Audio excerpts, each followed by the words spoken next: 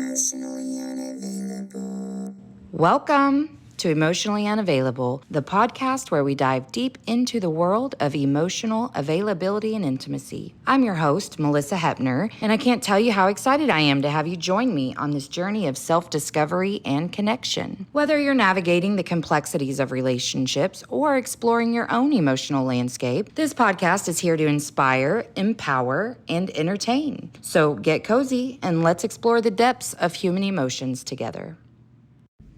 Hey guys, today's guest was such a delight. Her name is Regina Huber. As the CEO of Transform Your Performance, Regina Huber drives bold, value-driven, and heart-centered leadership of self and others.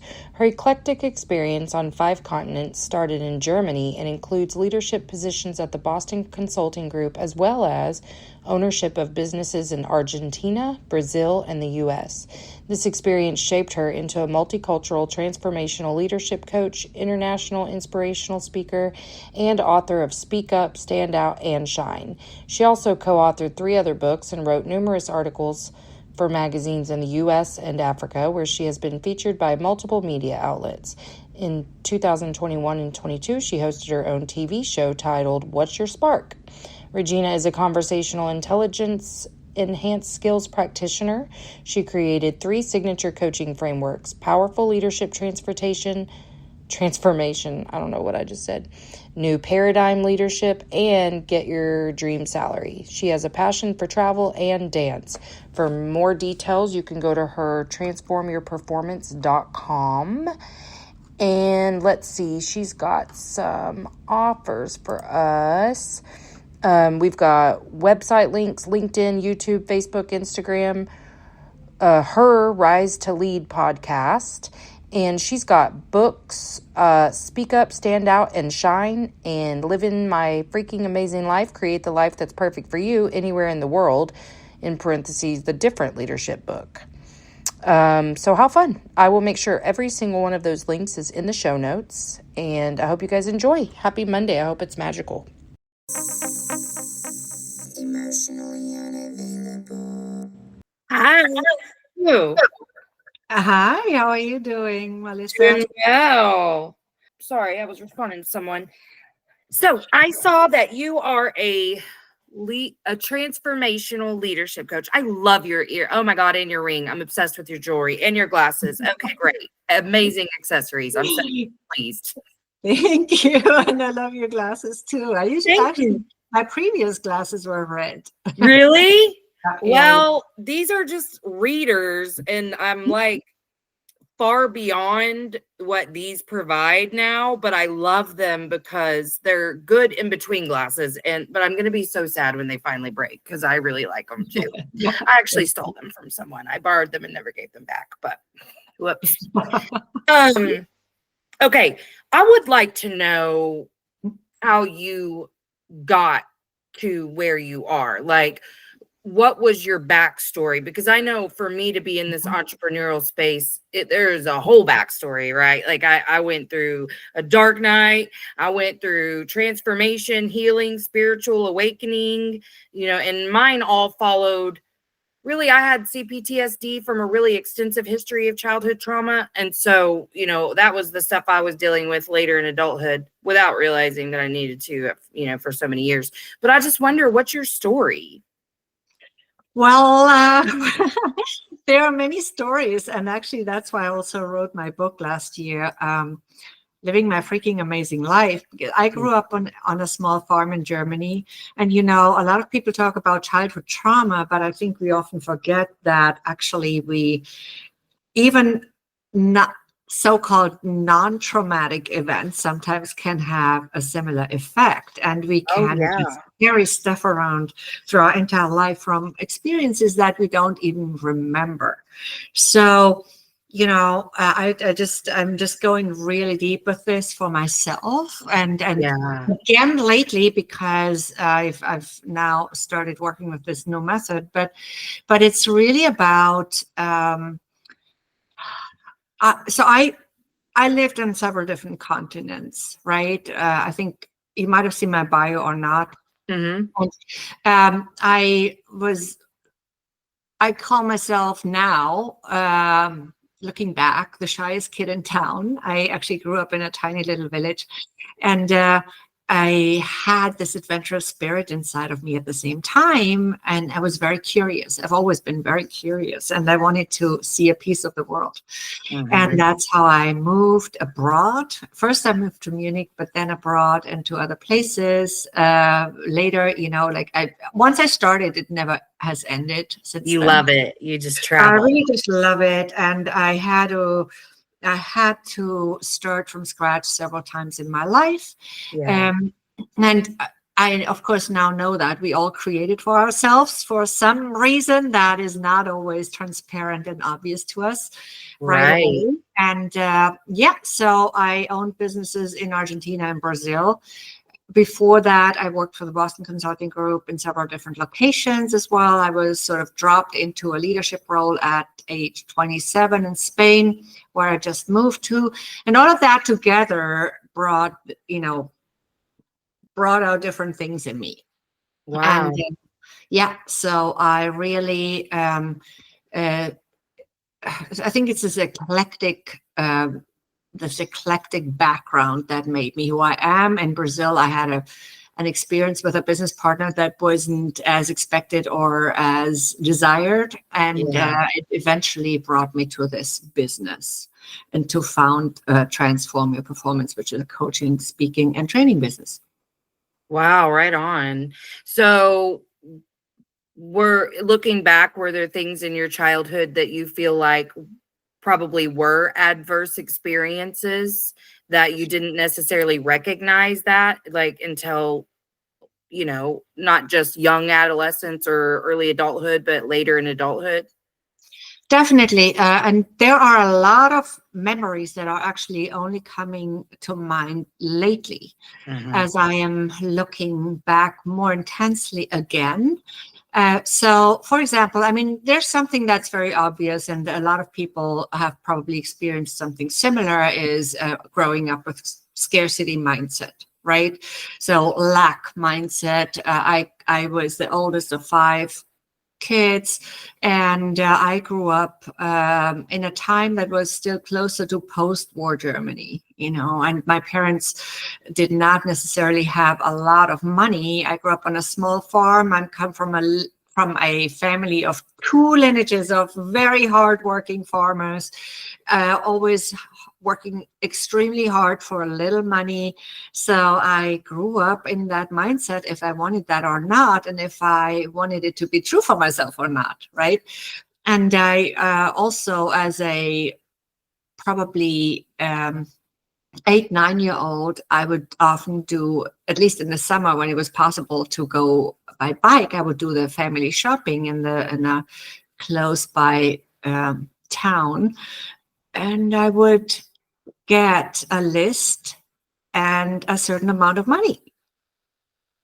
And that's how I learned how to read price tags, for the better or for the worse. It has certainly some advantages, but also has stayed with me my entire life to a certain extent, to always have to look at or feel an urge to look at prices, for whatever I buy.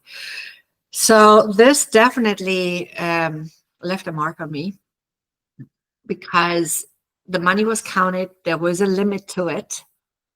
And we only bought what we could afford, so to speak. Of course, there were goods on the farm that produce that we consumed, but it's not everything that comes from a farm. So we also had to supplement and complement our farm produce with other products. And that's what I early on learned to do as a little girl. I also, for example, was taking care of my siblings a lot, right? And really, I wouldn't say I didn't have a happy childhood. I certainly did. I was privileged in a sense that I grew up in the countryside in a small village, and we could stay outside at night, in the summer until late. We would make fires and grill potatoes and whatnot. It was really beautiful. It was a beautiful place. It's a place where people go to for their vacations, right? It's a touristy area in that sense. It's beautiful, near the mountains, lots of lakes. So there was nothing obviously traumatizing. There was nothing. My parents were very. They are lovely people, you know.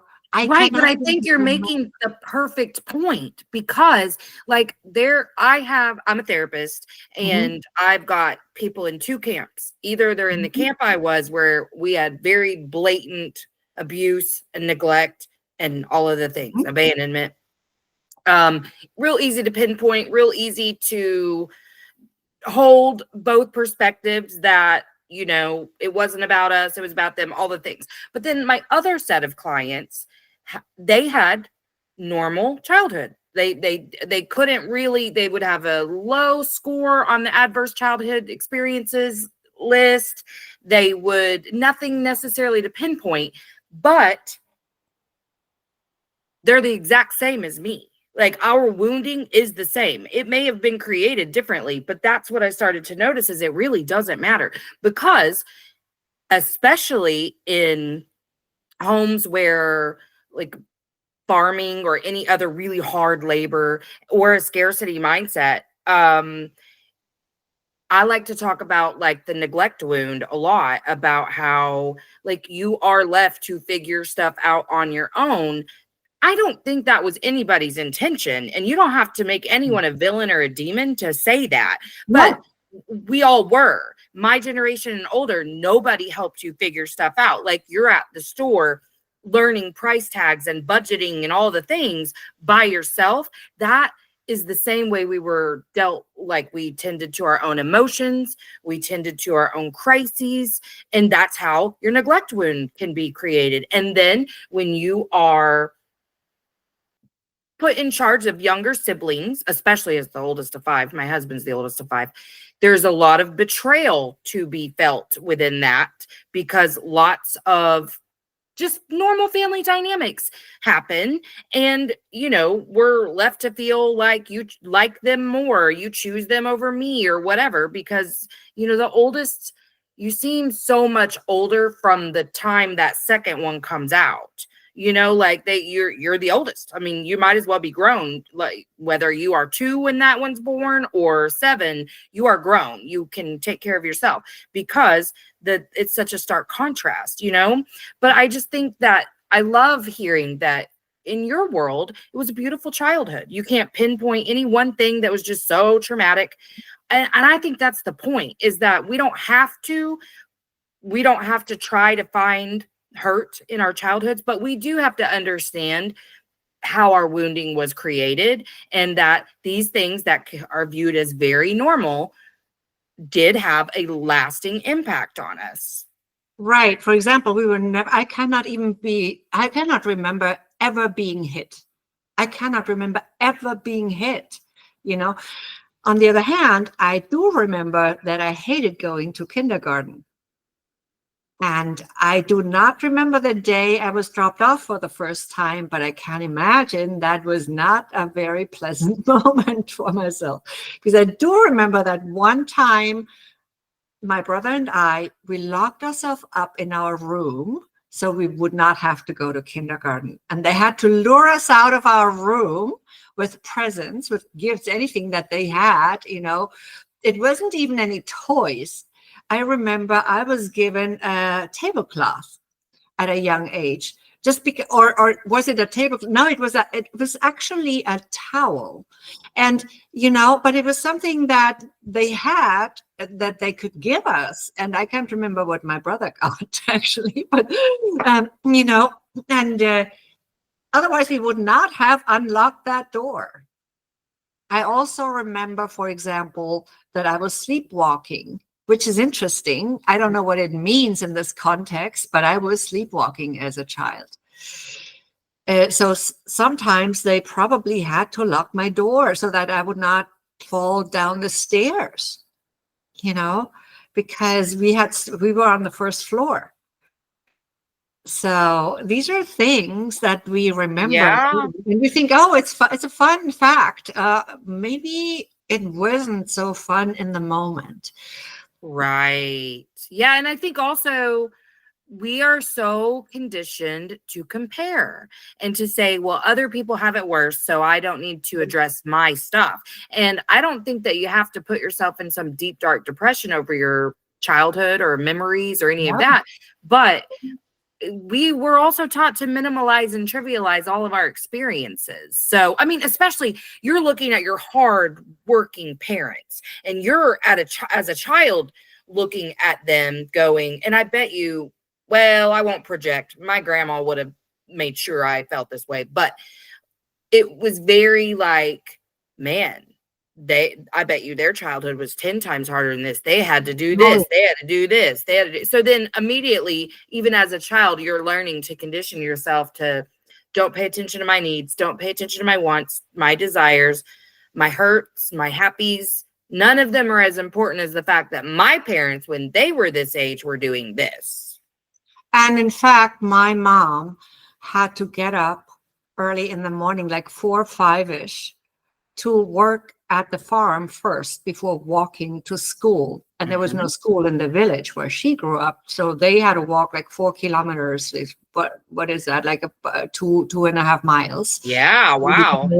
to school every day and back, right? And then work on the farm again. So Yeah, it that and is she was a the oldest hard of life. 7. Okay. So Right.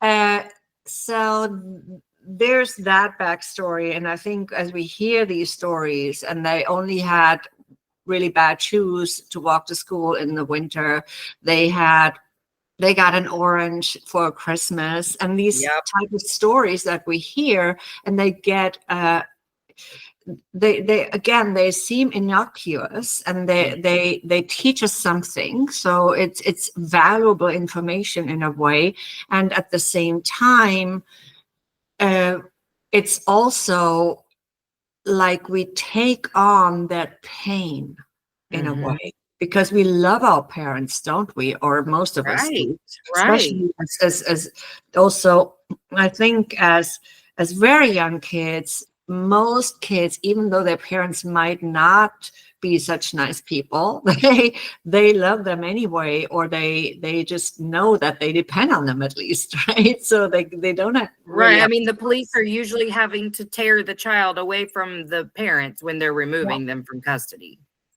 Yeah, and it also, it's not always justified, because sometimes it's for the wrong reason, right? And we also know that there's dark stuff going on in that sense sometimes. So it must be said too.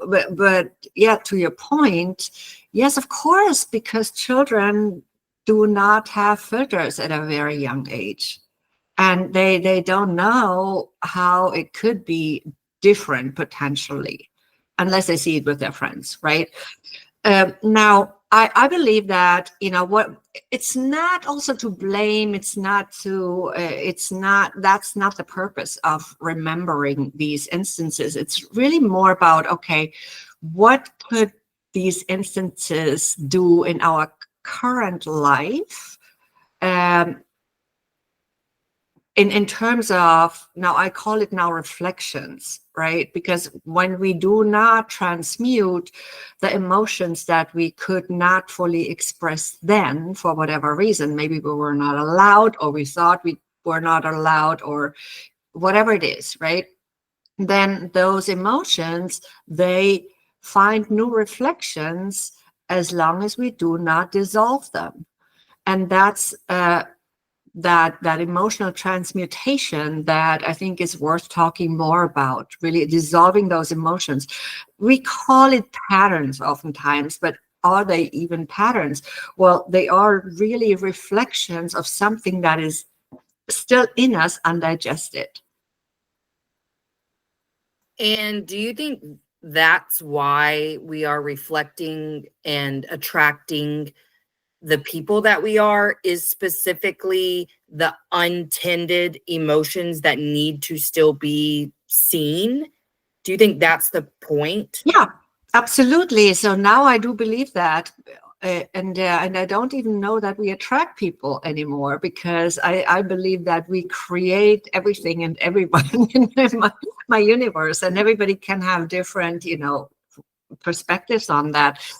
I see the people who come into my life to deliver a certain experience, so to speak, to me. I see them as partners now.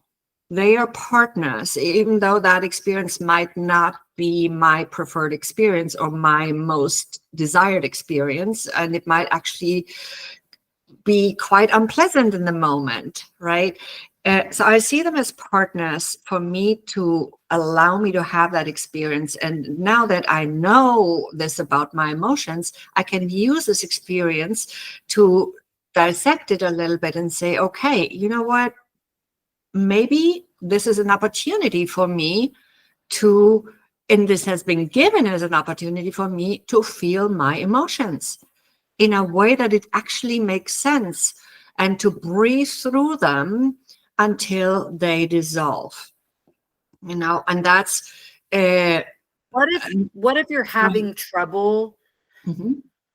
Okay, maybe I'm going to reword this, because this is a perception issue for me. Okay. I am seeing the same thing pop up for me over and over and over. Mhm. I will dissolve it in that moment. I mean, I've done lots of work on this particular issue, but like, it's an insecurity about how much people care about me or where they put me in their lives. I don't want to get really specific, but not because I'm afraid to be vulnerable, but I don't want anyone listening that from my personal life to be like, what the hell is she talking about? Anyway, so it's really just this one pinpointed feeling, though, of, it'll spark a little bit of jealousy, a little bit of insecurity, and I can work through it in that moment. But there are days, especially because I have PMDD, during PMS, it's going to pop up 30 times in one day. And it's usually related to how fast someone does or doesn't respond to a fucking message I send. It's so Yeah. stupid. But that is the thing that will trigger me so fast, is because I do want the connection so much. And I feel that's the only proof of the tether sometimes, is if you're communicating with me. And also, communication lights me up. It's like literally what makes me magical is the connection with others. So like, what do you say about that? Because how do you just fucking keep doing it until it's gone? Is there gonna be a day it's gone? I know. Okay, two things. First of all, one of the reasons why the energy that flows into is the wanting it so much energy. You just said that, right? So I understand that very well, because I have been there too, and I still do that too. And then I stop myself and say, hey, you know what? Is that really, like, do I depend on this? So that's one thing, right? So is it that important? But of course, that's a tiny piece of it. So then first of all, I want to be super transparent that the method I'm talking about is, and I'm doing it my own way, as everybody does, right? And last year I came across Brian Ridgway's work, and it's called Level. It's called Level 5, and so what he teaches is. So he's, of course, also studied a bunch of holistic methodologies, modalities, and whatnot. And a lot of them flow into the work to some extent. Nobody invents the wheel from scratch. However, he has a method that is very much his own, where it all comes together and where something else comes into it. And that also originates in his philosophy of us creating truly everything, because we say this all the time, oh, we create our reality. I think we both agree on that by now. And a lot of people will agree, but to what extent do we really assume responsibility for it? And responsibility being the ability to respond, okay? So, and it's nothing negative in a sense of, okay, oh, that's bad. No, it's nothing bad. We grew up with that connotation of responsibility as something unpleasant, but it's actually not necessarily. So now, with that 100% responsibility comes 100% freedom to create something more preferred, something more desired, right? More of what we desire, more of those experiences. So what does that mean? And that's also why we don't call the so-called patterns, because we see them as reflections in this work, right?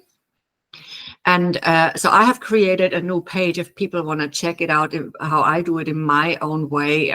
It's called Freedom Coaching in my work, and it's on my website, transformyourperformance.com, and there's a page for that, Freedom Coaching.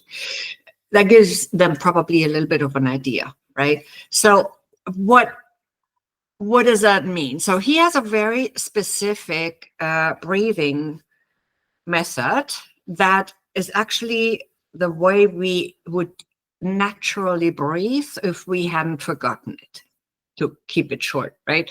And he uses this method to, first of all, become present in the moment, because as you know, Melissa, is where our power is, the present moment, the presence, right?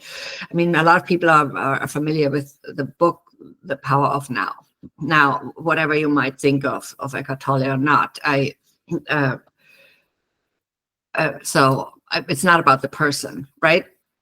I'm saying this because there are a few rumors going around, so I'm not going to go into this. But I haven't heard of any rumors. Yeah, I'm not going to touch on this. Yeah, that's fine. I also don't have 100%. That's a good disclaimer, though, because listen, we cherry pick from people all the time, just like you've integrated your own way of doing this method that you're talking about. So, but thank you, because I was unaware. So it's good to put the disclaimer out. We're not promoting him. We're just saying we like this piece. Thank you. Yeah, we're not promoting, and we're not unpromoting either at this point, because I don't have enough information about this. But let's just leave it there. So and nowadays so many celebrities. I'm just very careful quoting people. So he uses this breathing method also to dissolve those undigested emotions, and specific ways of doing that, right? So here's the thing, and I know you're of course familiar with inner child work and all of that. So that's also somehow integrated there. The inner children, we call them. However, he does it in a very specific way. And we do bring those memories back, and then we dissolve the emotions by addressing that point in time when it was created. Okay. And then we do. So I'd be happy to someday give you a taste of it outside of this session, because it's a little bit, it's a lot to explain in just a short interview or conversation. But basically, so that's what we do there. We take those emotions. We also work on beliefs. But what I have found, Melissa, is I have done so much limiting belief work over the years. And still, I was also, just like you, repeating some of those experiences with similar content. Okay. So I said, well, I have worked on this like so often. How the freak is this coming back? Right. How am I getting into a corruption case again? Me, who is so non-corruption and who talks about it, and who actually, and who's dealt with it several times in my life, and to the point where I had to sometimes give up because there was no more way, right? So why am I repeating this again? And why am I now suffering a loss again as part of that? And also, by the way, Brian Ridgway says there are no losses. There is no loss. And because we create everything, how could there be a loss, right? Now, and then we see these people that so to speak, play those roles in our life as partners to allow us to experience this, because for some reason we wanted that, or something in us wanted to experience this. Maybe it is that inner child that just really wanted to give us a nudge and say, hey, you know what? I've never freaking felt this emotion. Now it's my time and I want to feel this emotion. The only way I can feel it is through you. So now freaking feel it finally, And so you're repeating those experiences again and again and again until you dissolve this emotion. And so are we using these people as a conduit? So to speak. So You know what I'm that doesn't saying? mean they don't have free will, right? So everybody, Sure. But is so to that the speak, reason has their we're own creating universe. this? And they and it's as if, it's almost as if you're making that agreement on some level. We are all consciousness after all. aren't we? Yes. So do you believe in soul contracts? To a certain extent, yes. Although I rather than soul contracts, I would just right now call them really more like consciousness agreements. If you ask me, this right, and I like that. I like that a lot. Named it actually. It just came out like now.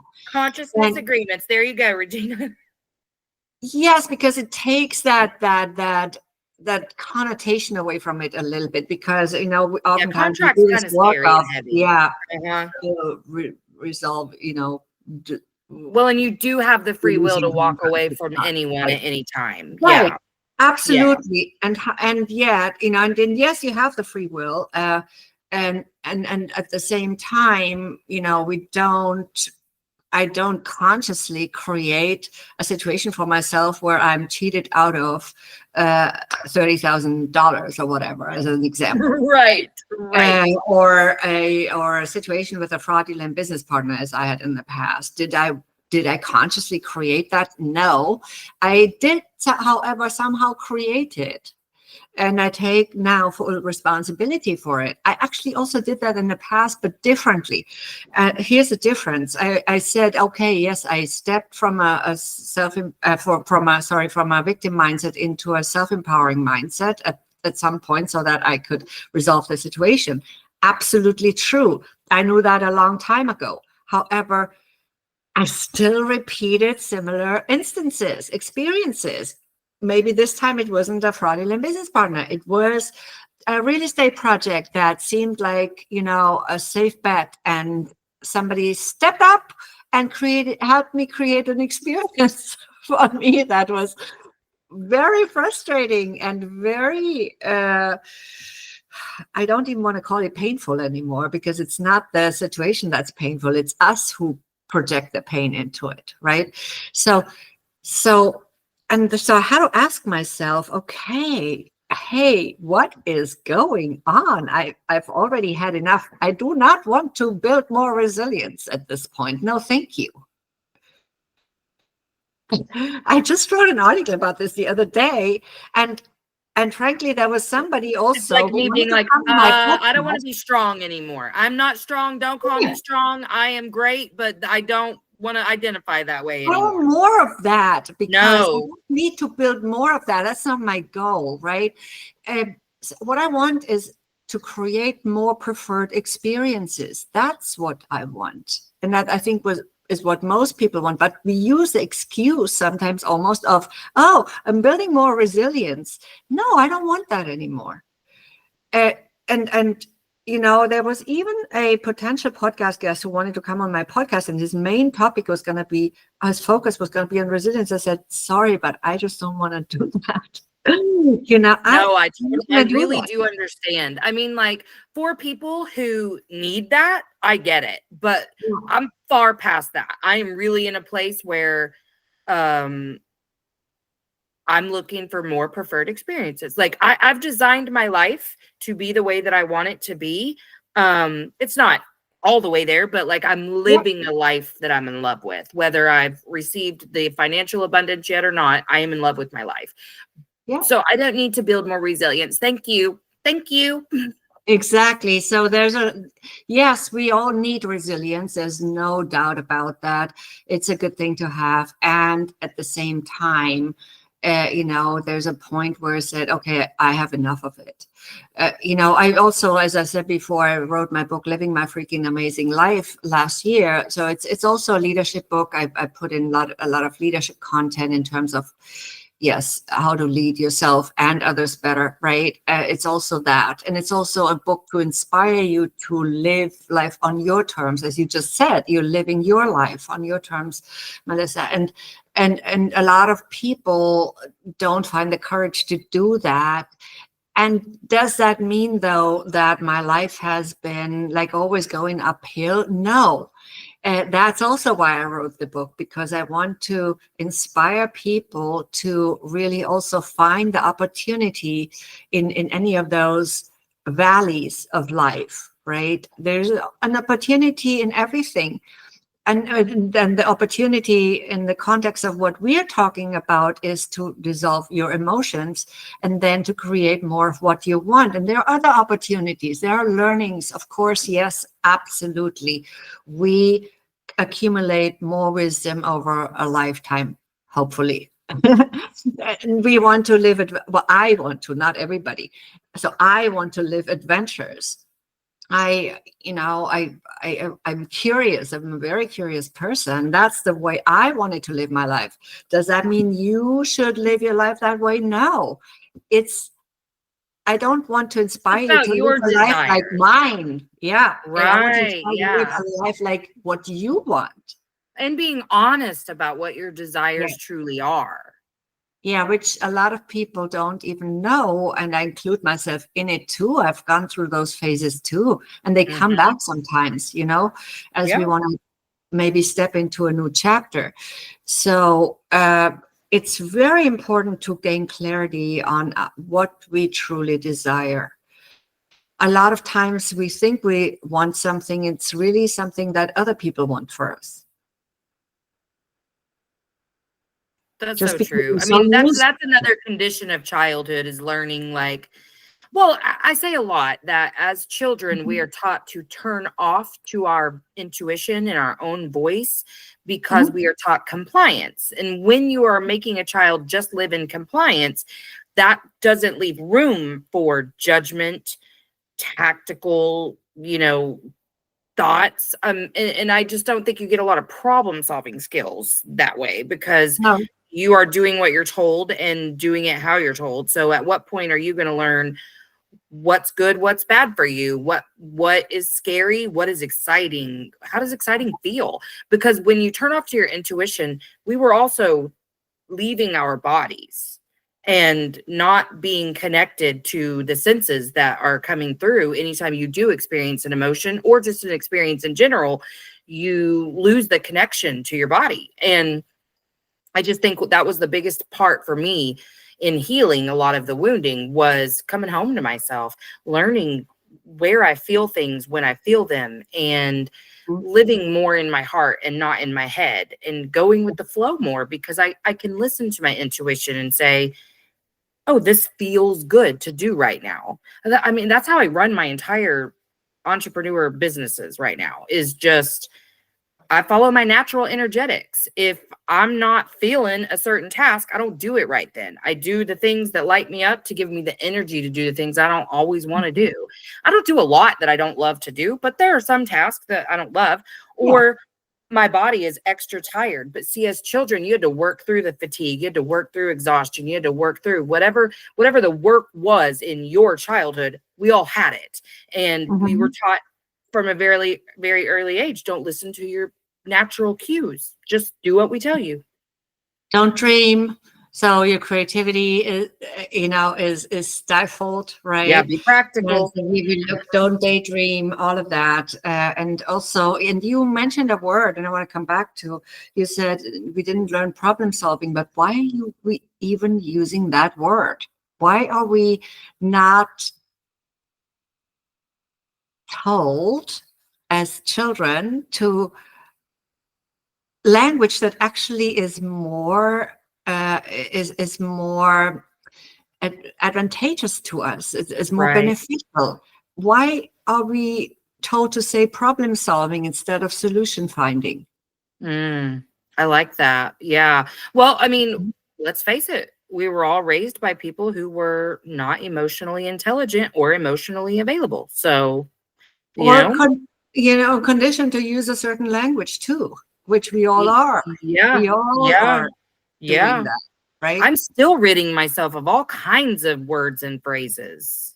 Yeah, absolutely. The word struggle is not in my vocabulary unless I have Man, to I hear explicitly. you. I Yeah. try really hard. I'm a revision person, so it will still happen sometimes, but Mhm. whether it's internal or I say it out loud, I immediately fix it. I'm like, I didn't mean that. I didn't mean it. I didn't mean it. Yeah. Because something that I used to say a lot, like as a joke, but Uh-huh. I made a lot of self-deprecating jokes too. But Uh-huh. I would be like, "Ugh, I hate my life.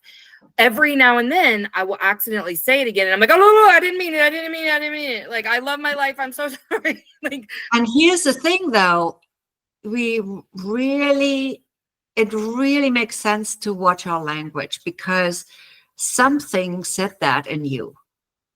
Maybe it was also a young child in you that said that, and that needed to express something in that moment. We don't know, and so it's really important to observe that and not to just blindly cut it out, but just really observe it without judgment.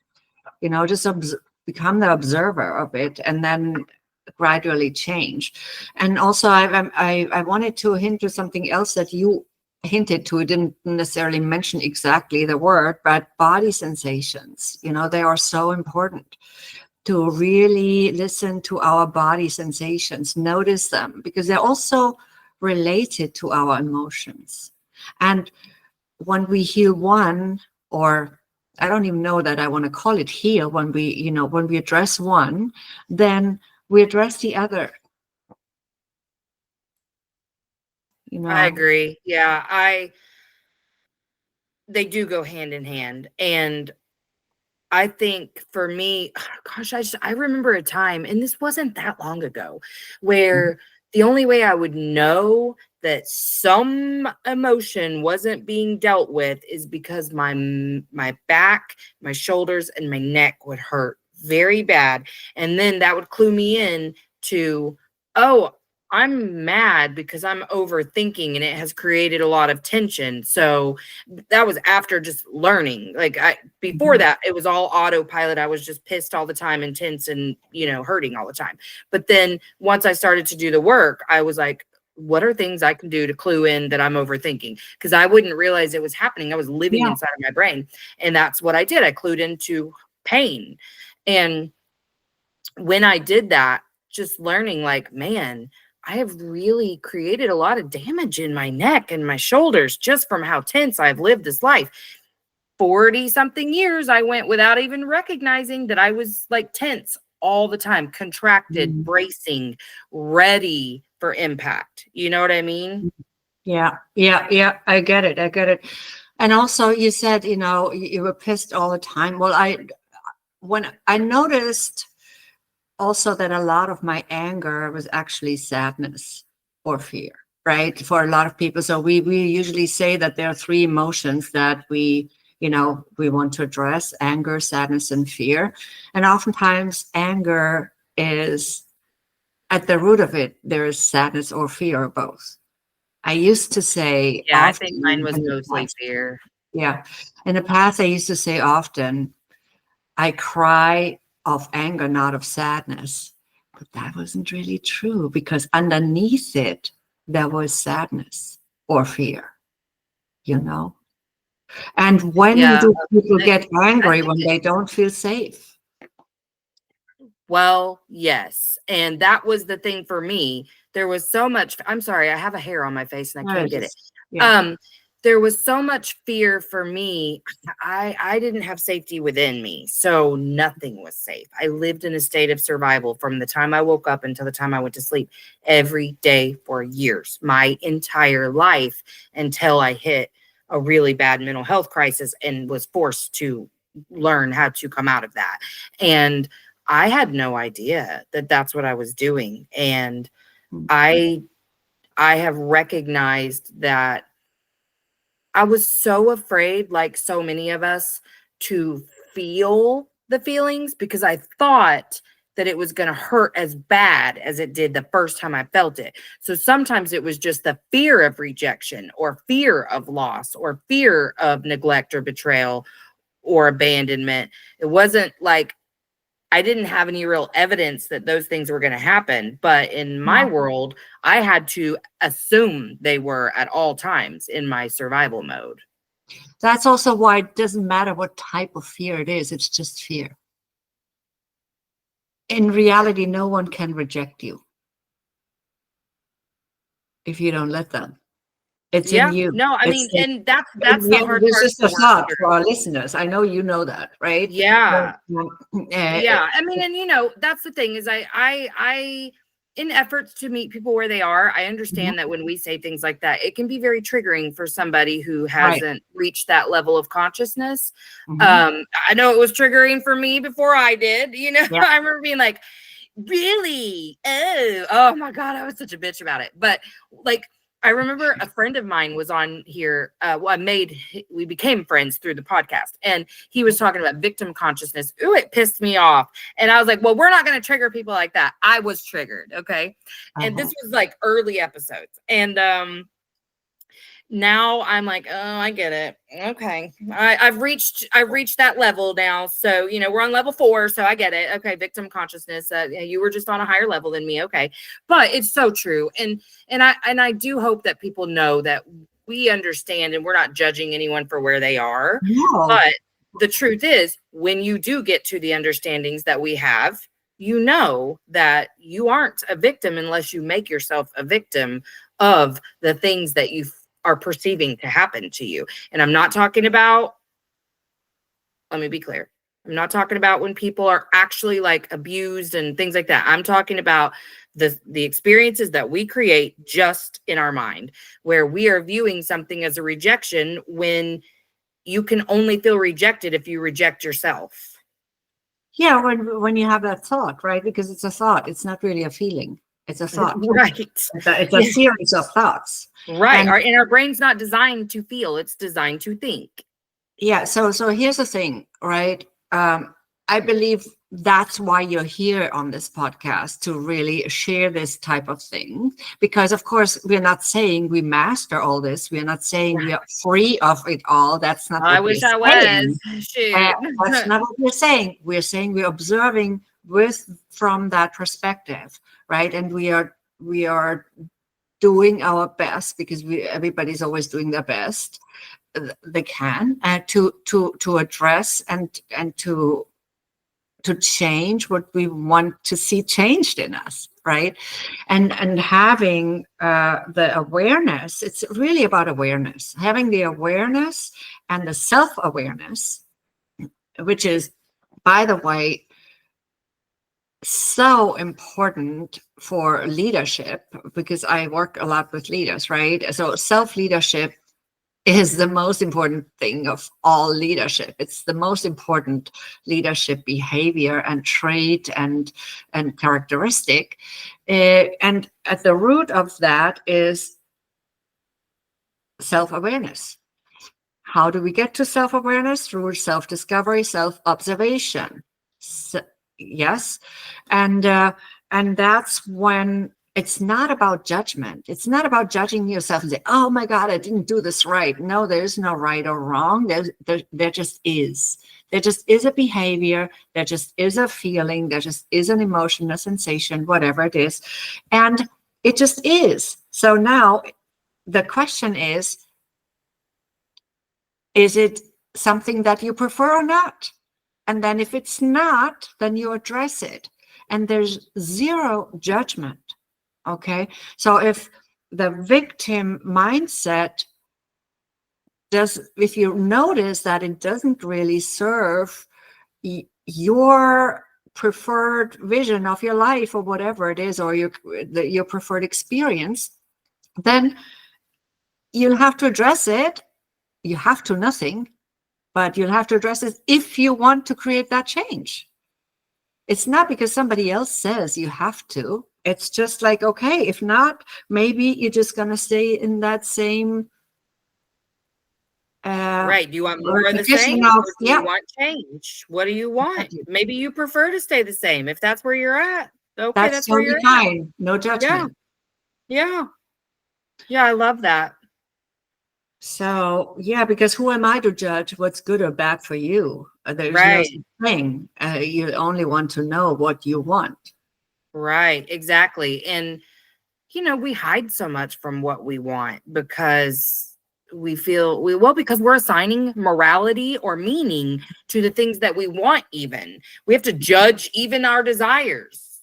Why do we do that? I don't know, but it is just that, you judging yourself. So that's been a process for me, really leaning into saying, I know my gifts. I stand on my gifts. I stand in the authority of my gifts, and I know what I want. And I'm not going to act like I'm a bad person for wanting things, and maybe not make all the disclaimers I used to make because I'm so afraid of other people judging my desires. I don't care. This is me. That's you.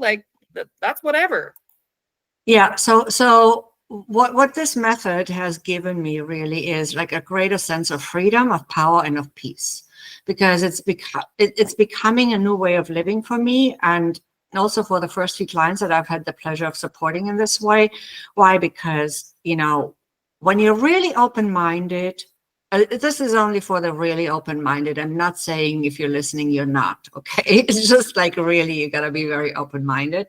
And then also be open just to see your experiences from a new perspective that might be more beneficial, right?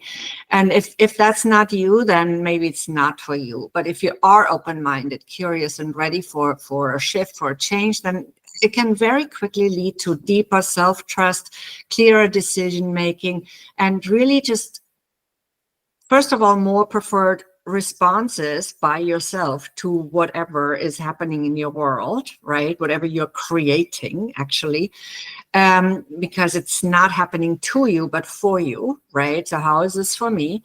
And then you will be able to deal with your daily challenges and issues in a different way. You will no longer see them as problems, which helps you bring down your stress level. Over time, find greater peace through being more present, through using that breath more, through creating then as a consequence also more of what you desire, like in the mid and long run, So, and then oftentimes actually very quickly, that is different for everybody, right?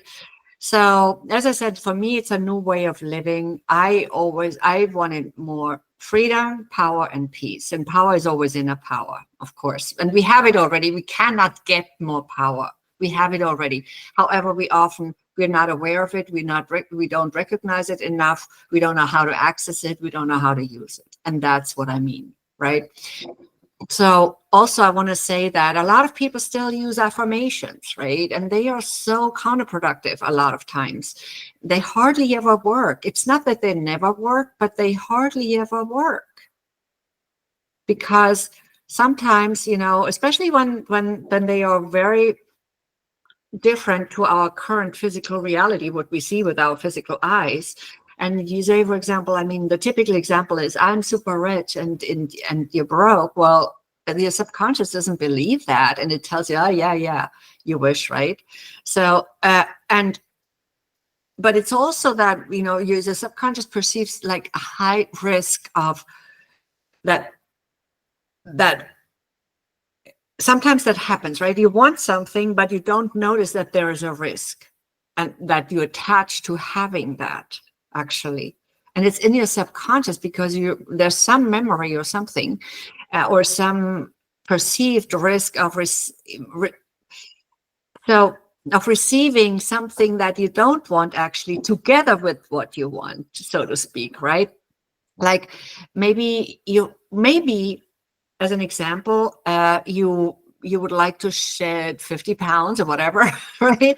And you might want to be slimmer, but you also might have that fear that you remove protection and then you might get too much attention, and the wrong attention that you don't want, right? That's also a very typical example. So if you then say, oh, I weigh 120 pounds instead of 170, whatever it is, then the affirmation might sound like a threat to your subconscious mind. So, you know, many years ago, I discovered that questions can work much better sometimes. So in my first book, Speak Up, Stand Out, and Shine, which is meant to help speakers to prepare mentally, physically, and energetically for speaking situations, whatever that speaking situation is, I share something that I call the self-empowering what if question, for example.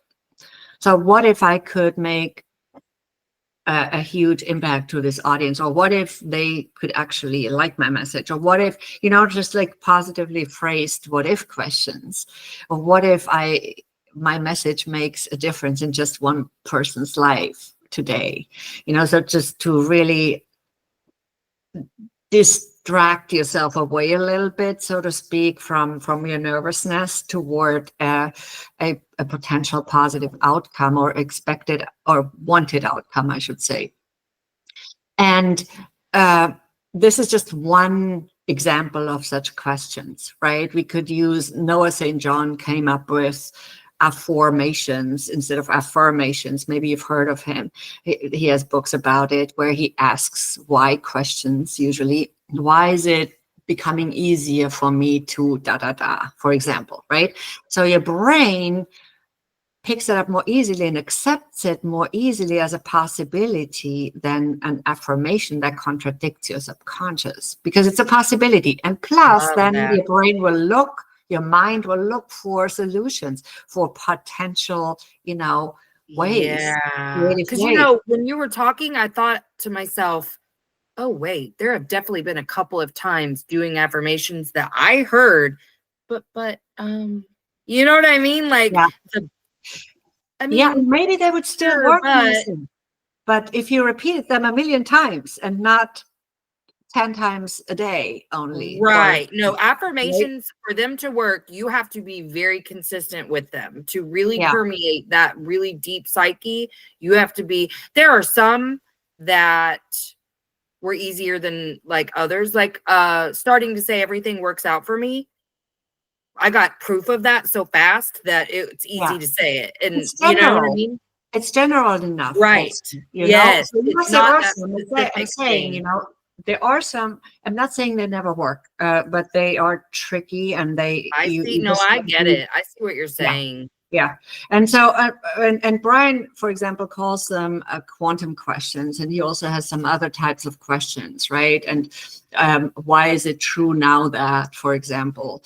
So there, you can play with questions, you know, and call them what you want, but you can play with them in different ways, and it often is just more conducive to the outcome you want to see, and it feels more reassuring oftentimes. No, I believe that. And I'm grateful to even have that paradigm shift a little bit, because I mean, I'm always trying to reprogram myself a little bit, you know, but I can definitely see where I've gotten in my own way. And I am still working around some subconscious fear around money. Like, I know that there's something there because I feel it. Whenever I'm thinking about it, talking about it, it's a very insecure feeling, and there's fear somewhere, and I'm just working through that. But yeah, man, that's really cool. Yeah. Before we go, do you have anything specific that you feel like you didn't get to mention, or you want to shout out, or anything like that? It's something that I sometimes like to say. Never wait for other people to empower you. No one can empower you but yourself. You have your power inside of you already. It's just a matter of recognizing it, of, you know, picking it up, so to speak. And yes, Melissa also mentioned earlier, listen to your heart, maybe more than you're doing now. That is always useful. Trust your intuition. It's your true voice. Absolutely. Absolutely. Well, I appreciate you coming on today. I've had such a good time with you, and I will make sure that I include any link that's on your profile, or if there's something extra you want me to include, you just feel free to shoot it over, and I'll include whatever you want. Okay, awesome. Thank you so much. Yeah, thank you. I hope you have a great day. You too. Thank you. Bye-bye. Bye. Hey, make sure you've given the show a 5-star rating on whatever platform you're listening to if you haven't already. And check out my website, empoweredwithmelissahepner.org, or my link tree on Instagram at melissa.hepner to check out my latest offers or workshops.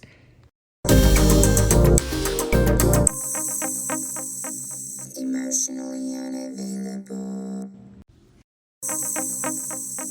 Emotionally unavailable.